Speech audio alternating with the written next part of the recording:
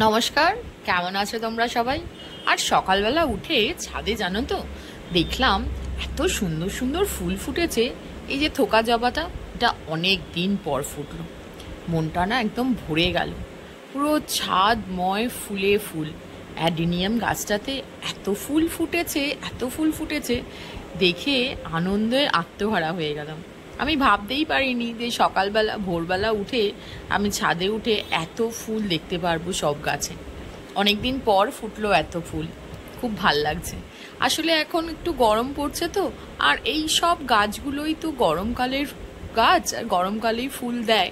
তো যেই একটু গরম পেয়েছে আর সূর্যর তাপটা পেয়েছে, জবা ফুল আর বাকি অ্যাডেনিয়াম সব ফুলগুলো প্রচুর ফুটছে। এটা ঠিক জানি না কি নাম, তবে দেখতে এত সুন্দর লেগেছিল, তাই জন্যই নিয়ে চলে এসেছিলাম। বেশ থোকা থোকা লাল লাল ফুল হয়। রাবার গাছটাও বেশ বড় হয়ে গেছে, কিন্তু রাবার গাছকে তো এত রোদে রাখা যাবে না, এটা একটু সরিয়ে রাখতে হবে এবারে। আর আমান্ডা গাছগুলো, বাহ, এখানে ছোট্ট ছোট্ট এই টগরগুলোও বেশ হয়েছে না?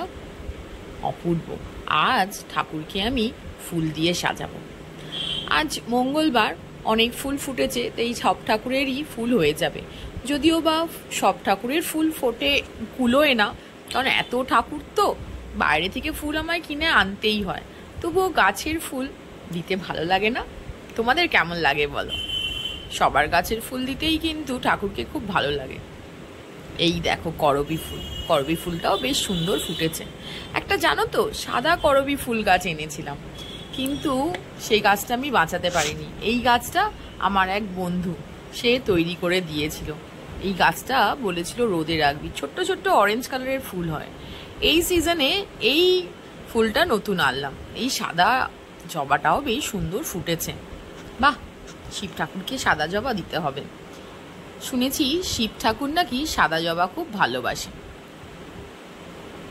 এদিকে টগর, টগর ফুলও তো বেশ ফুটেছে দেখছি, ভালো লাগছে বেশ। গাছটা খুব একটা বড় হয় না, ঠিক আছে, যাক, অনেক ফুলই দিয়েছে।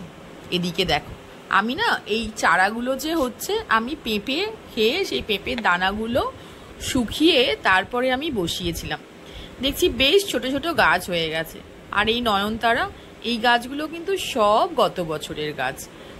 শীতকালে এগুলো ফুল দেয়নি, একটু মুচড়ে গেছিল, কিন্তু যেই গরম পড়লো ব্যাস ফুল দেওয়া শুরু হলো। আর কত সুন্দর লাগছে সাদা নয়নতারাগুলো।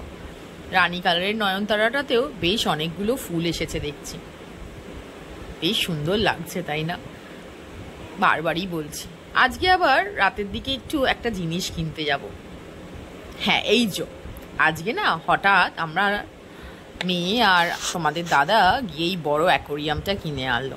আসলে ছোট অ্যাকোরিয়ামে এত মাছ হয়ে গেছিল যে তারা ঠিক থাকতে পারছিল না, তাই এই বড় অ্যাকোরিয়ামটা আজ আনা হলো। কেমন লাগছে বলো তো? আমি তো রাত্রিবেলা বসে বসে বেশ দেখছি। চলো, আজ আমি তাহলে এখানেই আসি। তোমরা সবাই ভালো থেকো, সুস্থ থেকো এবং আনন্দে থেকো। আমার এই গাছ আর এই মাছগুলো অ্যাকোরিয়ামে কেমন লাগলো কমেন্টে একটু জানিও কিন্তু। সবাই ভালো থেকো। এখন কিন্তু অনেকটা রাত, আমি রাতে বসেই কিন্তু এই মাছগুলোকে দেখছি। বড় অ্যাকোরিয়াম এসছে তো, আলুগুলো বেশ বড়, ফিল্টারটাও নতুন, দেখতে বেশ ভাল লাগছে। আর সময়টাও কেমন কেটে যাচ্ছে, সবাই শুয়ে পড়েছে, আমি মাঝখানে ঘরে বসে বসে দেখছি গাছগুলো, মাছগুলোকে কি সুন্দরভাবে তারা করছে। আর ভীষণ আনন্দ, এত বড় একটা অ্যাকোরিয়াম পেয়েছে তারা। চলো, আজ আসি আমি তাহলে এখানে।